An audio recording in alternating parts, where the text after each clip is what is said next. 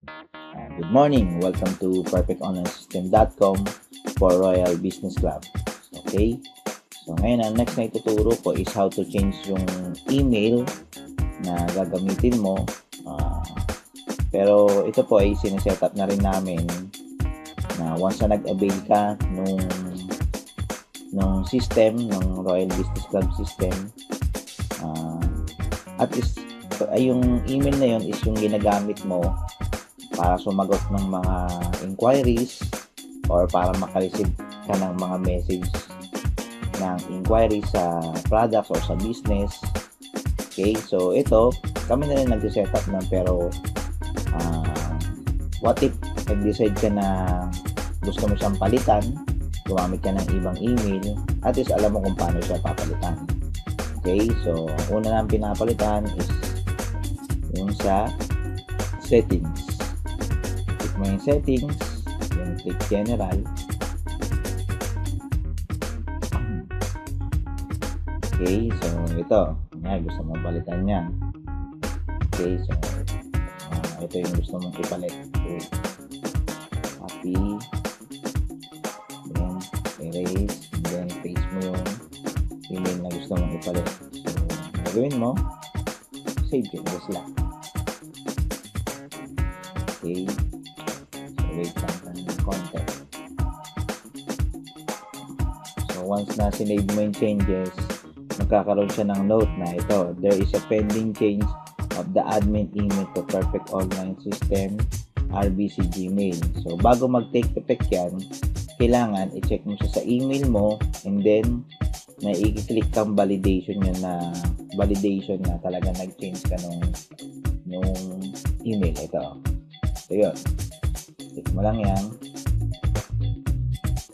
Open mo. So ito yung validation. Click mo lang yung validation. Then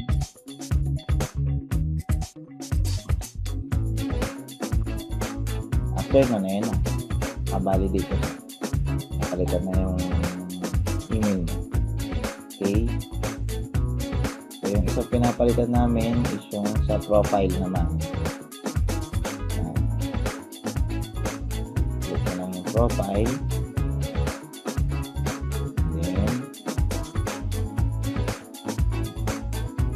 Pwede mo itong palitan, pero ito na kasi yung ginamit ko, so yun na po yan.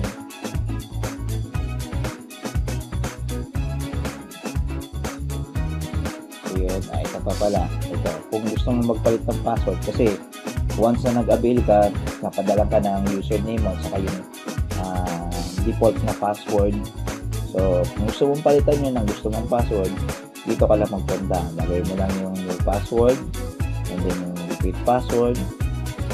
Then ito, pwede pa rin palitan tong email na to. So dalawa yung email dito na pwede mo palitan, pero same din naman yun, same din.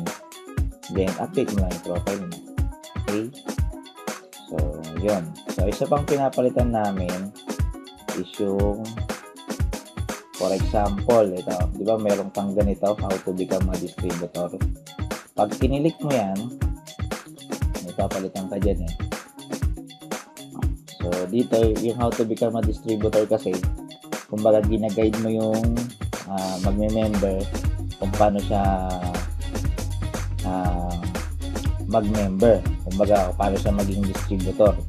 Okay, so ito yung 6 steps to become a distributor. So mapapansin mo yan, accomplish the distributor application, form and send it to email add. So ito yung email, actually hindi mo email yan, so papalitan mo rin yan.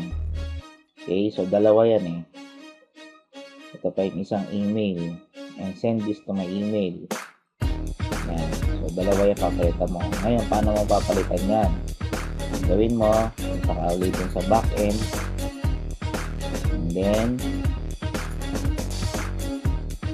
click mo yung post, post.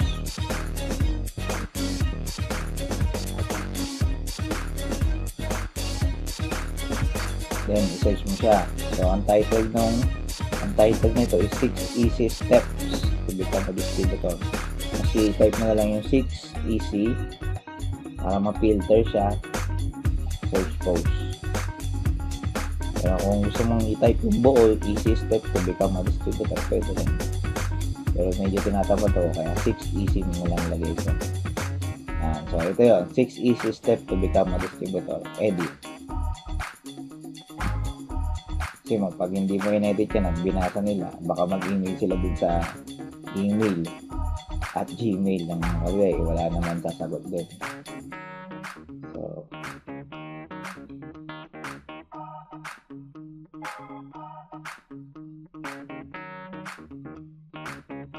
medyo matagal ito, di ba? Ang gawin mo, highlight mo yan, then delete. Okay, sobra. Then paste mo yung email na gusto mo. Ayan. Yan. Okay, yung isa doon pa sa baba, datang baba. Ito, email, delete, then paste. Then update mo lang. Okay. Update. Matagal mag-update. Hintayin lang natin.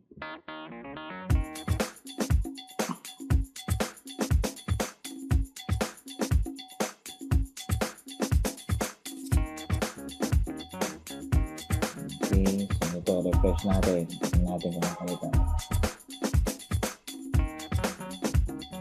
Let's see kung nakalitan.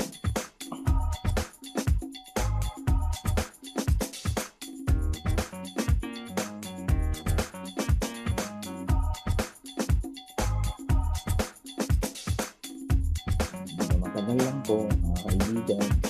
Hintay lang. Okay, so ito.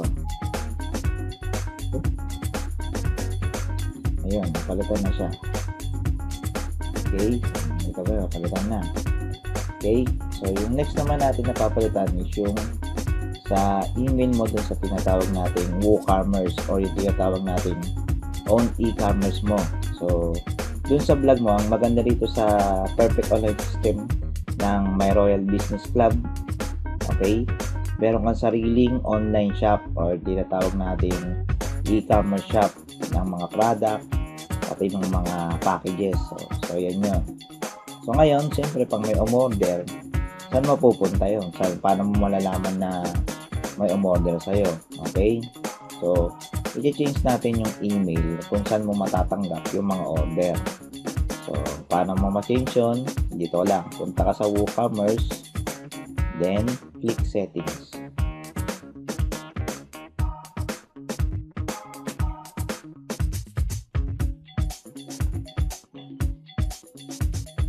Okay. So, yan ang kagandahan ng meron kang then click mo yung emails. Sorry. Okay. Emails. Yan ang kagandahan. Bakit nawala? Lagin tayo ulit ha. Yan ang kagandahan pag meron kang Royal Business Club post system. So, doon, meron ka ng sariling vlog. Andun na yung mga pang-present mo. At maganda, meron ka pang e-commerce. Okay, so ito yung papalitan mo. Tapos ito yung name na gusto mong mag-appear dun sa mga order kasi pag umorder sila, labas to. Ito yung name. So ito naman yung email na kung saan mo marireceive kung may umorder. So yan, pwede mong palitan na. Okay, so yan yung setup. Then, save changes mo lang ito. Okay, so ngayon, pwede natin ito setting. Actually kasi, pag may umorder, dalawa yung notification. Isa sa email, saka isa rin dito. Sa WooCommerce mo, ito. Dito mo makikita. So, gawa tayong sample para makita mo yung sinasabi ko.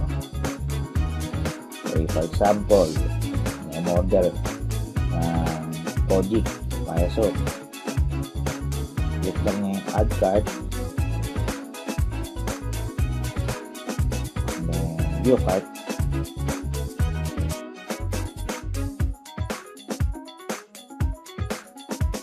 Then, pwede siyang mag-select kung 10 Kojic Papayaso.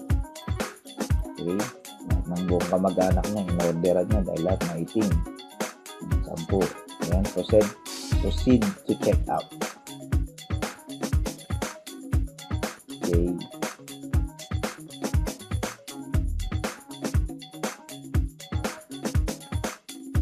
And then, ayan na kunyari na nakalagay. Fill up lang niya lahat yan. Okay, 10 yung in-order niya. Okay, so ito. Pag click niya, pwedeng direct bank transfer. Okay. So, andito yung info mo.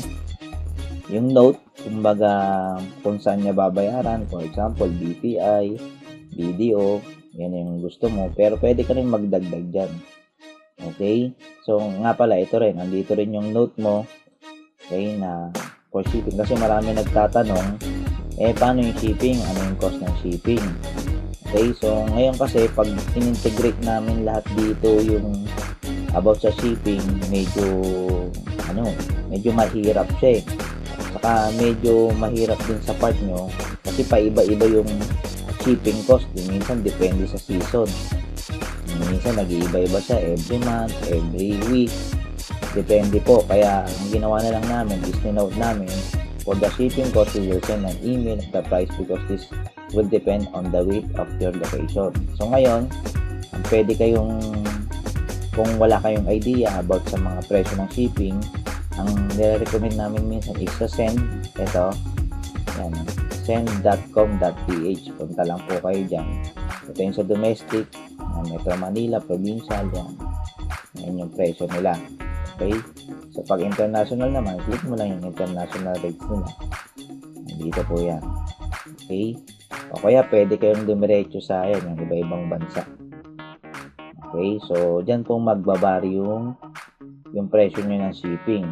Okay? Kaya, ang ginawa na lang namin doon is, nag-note kami, saka, bago naman po umorder yung mga order sa inyo yan, minsan tatawag sa inyo yan, minsan ite-text kayo, i-email. Okay? So, kaya ganyan na lang ang ginawa namin. Naglagay kami ng note. Okay? So, ngayon, eto, pwede mong baguhin yan. Pwede kang magdagdag ng account mo. Kaya kung gusto mong dagyan ng LBC, Endulier, kumbaga, payment method mo na sarili. So, paano mo yon? Paano mo i-edit yan? Punta ka lang ulit sa WooCommerce mo.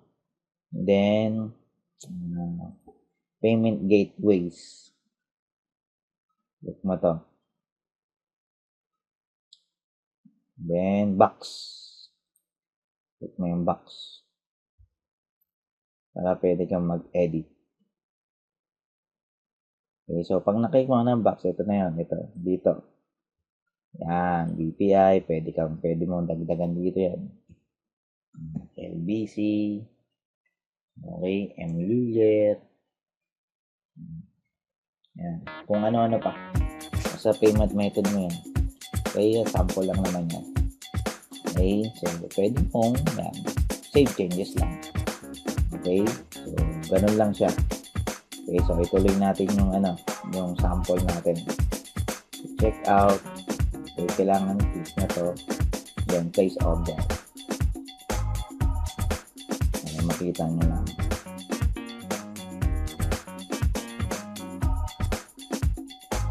Antay lang.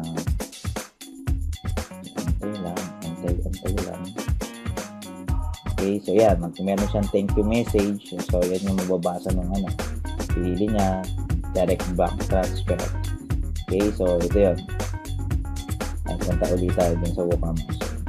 Saka natin kung andito. Dito sa orders yan. Ayun. Done, well post, direct bank transfer. Natin kung ano yung in-order.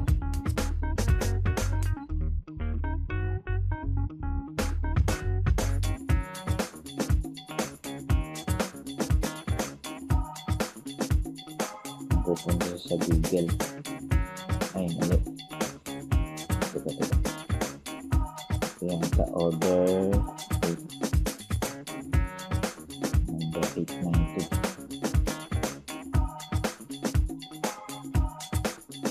So, Google.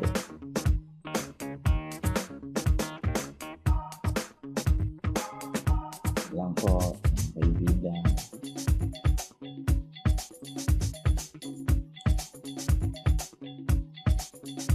So, yan. Ito yun. Ito yung order niya. Codic Papaya, 10. Ito yung parang form niya. Okay. So, nag-iwan din siya ng info niya. Okay. So, ito yun. Si Jordan Roy yan. Okay. Nag-iwan din siya ng info niya. Yan niya ngayon. Yan ngayon yung kukontakin niya. So, ganoon lang po. Okay. Nga pala, meron akong nakalimutan. For example, sa iyong payment method, gustong gumamit nila ng credit card. Okay, as payment method sa'yo. Pwede mong gamitin is yung PayPal. Okay. So, paano magkakaroon ng PayPal? Gagawin nyo lang is sign up dito. Okay. So, ngayon, yung email na gagamitin nyo dyan is dito natin ilalagay sa payment gateway.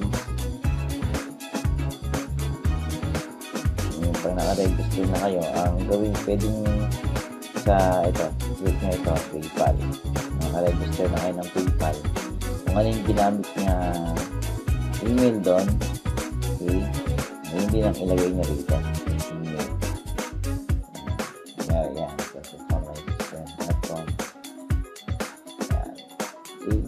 Ito, receiver email. For example, may nagbayad gamit ang PayPal. Gusto nyo ma-notify dun sa ibang email. Lagay nyo lang dyan. Yung same email, ganyan na lang din. And click save. Okay, so yung iba, tinatanong kung kailangan ba ng credit card sa pag-open ng PayPal. Wala po.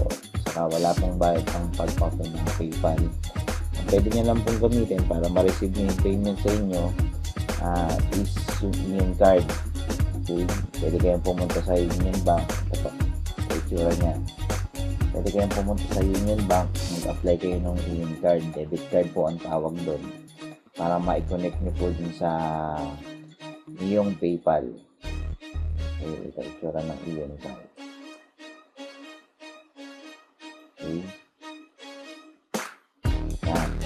Avail lang kayo ng ganyan para ma-connect mo ito sa PayPal nyo, and then dun makukuha yung bayad. Okay, so pwede magbayad sa inyo through credit card. Okay, so yan po muna lahat tungkol sa mga setup ng email natin sa mga payment methods. Okay, again, promote ulit yung ating napakagandang Royal Business Club post system website. Okay, na pwedeng gamitin ng mga royalista sa pag-present nila o pag-market nila online. Okay, bukod sa may mga trainings, hindi ko na rin yung pwede nilang about sa compensation plan, pwede nilang ma-train yung sarili nila. At the same time, pwede silang kumausap ng tao gamit tong system na to. Ang maganda nun, meron siyang sariling online siya. Okay? Ito naman yung online calling card mo. Okay, so yan po muna. Sa mga hindi pa nag-avail na royalista, kaya nyo lang ito. Sigurado na malaking tulong. Okay, so good morning ulit. Welcome to perfectonlinesystem.com for Royal Business Club.